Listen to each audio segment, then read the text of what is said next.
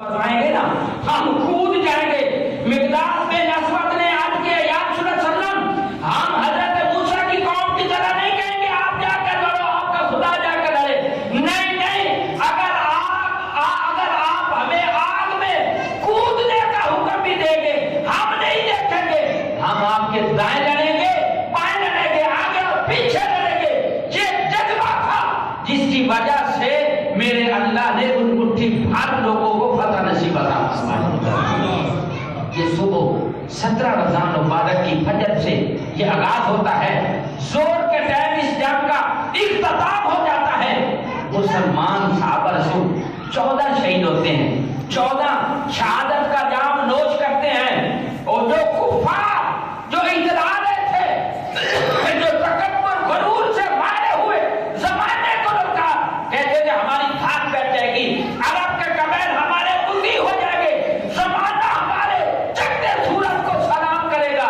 میرے اللہ نے ان مٹھی بھر مسلمانوں کے نچھڑوں جن کے ہاتھوں میں چھڑیاں بھی پوری نہیں ہیں، محبت رسول میں جناب والا بچنے والوں کے صدقے ان کے ہاتھوں سے 70 کفار اور وہ جو سرداران قریش ہیں ان کو اللہ نے واصل جہنم کرایا ہے، 70 کو قید کرایا ہے۔ 70 یہ کتنے ہو گئے جی؟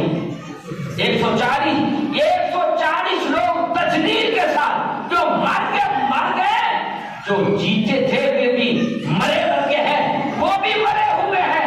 یہ ذلت اور رسوائی، اللہ اکبر۔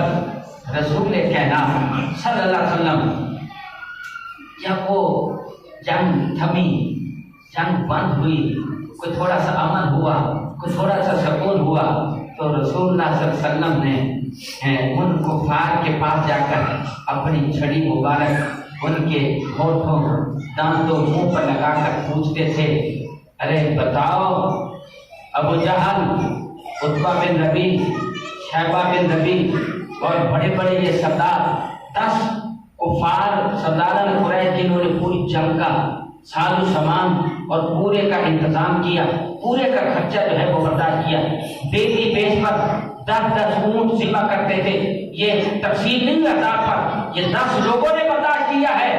آپ مجھ سے پوچھتے تھے کیا میرے رب کا سچا وعدہ نہیں پایا تم؟ کیا میرے رب کا وعدہ تم نے سچا نہیں پایا؟ میرے رب نے سچ کا نہیں دکھایا، میرے رب کا وعدہ پورا نہیں ہوا۔ حضرت عمر پاک رضی اللہ تعالیٰ عنہ عرض کرتے ہیں یا رسول اللہ صلی اللہ علیہ وسلم کہ آپ کی باتوں کو سنتے ہیں، یہ آپ کی باتیں سن رہے ہیں؟ تو رسول اللہ صلی اللہ علیہ وسلم نے فرمایا عمر کہ تم سے بھی زیادہ سن رہے ہیں، تم سے بھی زیادہ سن رہے ہیں۔ میرے غیب دان نبی نے، مخبر صادق نبی نے، اور اللہ کے بندوں اس غزوہ بدر کو ایک امام نہیں، قرآن الگ بیان کر رہا ہے، بخاری الگ، مسلم الگ، ترمذی الگ، نسائی الگ، جناب ابو داؤد شریف الگ، اور دنیا بھر کے محدثین نے بیان کیا، ابن اسحاق، ابن ہشام اور ابن سعد، پتہ نہیں کیا کیا مؤرخین نے بیان کیا ہے۔ تمہیں سمجھ نہیں آتی؟ اگر یہ حدیث غلط ہوتی، جہاں جہاں حضور نے نشان لگائے، نام بتائے، جانتے تھے، پتہ تھا یہ ابو جہل ہے، یہ ابو لہب ہے، یہ عتبہ ہے، یہ شیبہ ہے، وہاں ان کو پایا۔ اگر میرے نبی کی خبریں غلط ہوتی تو وہ کہہ سکتے تھے یا رسول اللہ صلی اللہ علیہ وسلم آپ نے ادھر بتایا تھا، یہ تو ادھر پڑا ہے۔ اللہ اکبر۔ پتہ چلا جو نبی جناب والا کفار کے بارے میں ارشاد فرمائے، جو فرمائے میرا اللہ ویسے ہی فرما دیتا ہے۔ 70 لوگ سرداران قریش قید و بند ہو کر آئے۔ کتنے جی؟ 70 لوگ۔ اب مشورہ لیا گیا، مدینہ میں حضور واپس تشریف لائے، فرمایا ان کا کیا کیا جائے؟ تو حضرت عمر پاک کا تو جلالی فیصلہ تھا، فرمایا عرض کرنے لگا صلی اللہ علیہ وسلم ان کو قتل کر دیا جائے، ان کو نہ چھوڑا جائے۔ حضرت سیدنا صدیق اکبر سے مشورہ لیا گیا، دیگر اصحاب سے لیا گیا۔ سیدنا صدیق اکبر رضی اللہ تعالیٰ عنہ نے عرض کی یا رسول اللہ صلی اللہ علیہ وسلم ان کو فدیہ لے کر چھوڑا جائے، جن کے پاس فدیہ نہیں ہے وہ مسلمانوں کے 10 بچوں کو تعلیم دے دے۔ اب فدیہ لے کر چھوڑے گئے، حضرت عباس رضی اللہ تعالیٰ عنہ کا بڑا عجیب سا معاملہ ہے. آپ کے ایک داماد بھی آئے ہیں، ان کا نام ابو العباس ہے، وقت تھوڑا ہے، ان کے گھر میں حضور کی زینب بیٹی ہے. جب کہا جناب والا فدیہ دو اپنا داماد ابو العاص، اس نے کہا یا رسول اللہ میرے پاس مکہ سے منگواتا ہوں آپ کی بیٹی سے.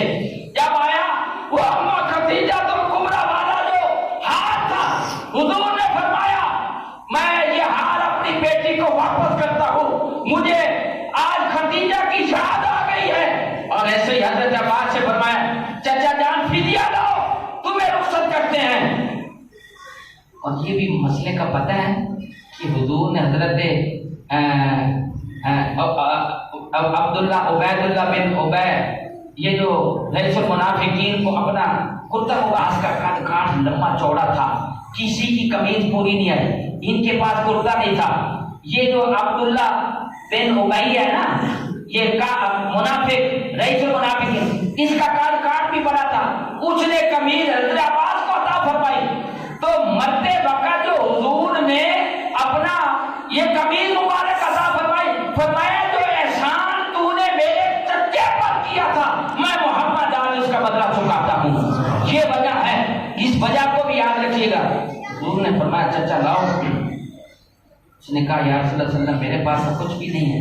فرمایا تم بھی اس کا اتنے 20 اوقیہ سونا تمہارے پاس ہے، تم نے خرچ کرنا تھا، موقع نہیں ملا، تم گرفتار ہو کے خرچ نہیں کیا. لاؤ. 4 بندوں کا آپ نے بھرنا تھا حضرت عباس نے. اس نے کہا یا رسول اللہ میرے پاس اتنا کچھ بھی نہیں ہے. 2 بھتیجے تھے، ایک آپ کا حامی تھا، اس کا بھی بھرنا تھا. اللہ اکبر. جب تیرے اور میرے نبی نے چچا جان کو فرمایا چچا جان میری چچی ام الفضل کو جو سونے کی اینٹ لے کر آئے ہو اور کہہ کے آئے ہو فلاں فلاں کو اتنا حصہ دینا ہے، اپنی طرف سے کوئی بات نہیں ہے. میرے نبی کا غیب دان اور نہ غیب دان نبی ہے. فرمایا چچا جان آپ نے سونے کی اینٹ اتنا سونا دیا ہے میری چچی جان کو، آپ نے فلاں فلاں کو تقسیم کرنا میرے، اگر آ گیا تو میں آ جاؤں گا، نہ آ سکا تو پھر تقسیم تم نے کر دینا ہے. تو کہتا ہے کچھ نہیں. اللہ اکبر. سر پکڑ کے بیٹھ گئے. کیا فرمانے لگے اور بیٹے محمد دشمنی ہے اپنی طرف، لیکن یہ تو میری بیگم اب کی چچی اور مجھے پتا ہے تیسرے بندے کو کار خبر نہیں ہے. آپ کو کیسے پتا چلا؟ کہنے لگے آپ واقعات اللہ کے سچے نبی ہو، آپ واقعی اللہ کے سچے نبی ہو. کہہ لو سب سے اعلیٰ ہو اعلیٰ ہمارا نبی، سب سے بالا ہو اعلیٰ ہمارا نبی، عرش کا دولا ہمارا نبی. اللہ اکبر.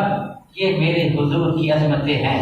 اور یہ جنگ بدر کوئی کس جہت سے دیکھے، کوئی کس جہت سے دیکھے، خدا کی قسم اتنے بڑے وسیع مطالعے سے میں تو اس نتیجے پر پہنچا ہوں. نہ تلواروں نے فتح کیا ہے، نہ 313 نے فتح کیا ہے، نہ کوئی جنگ، نہ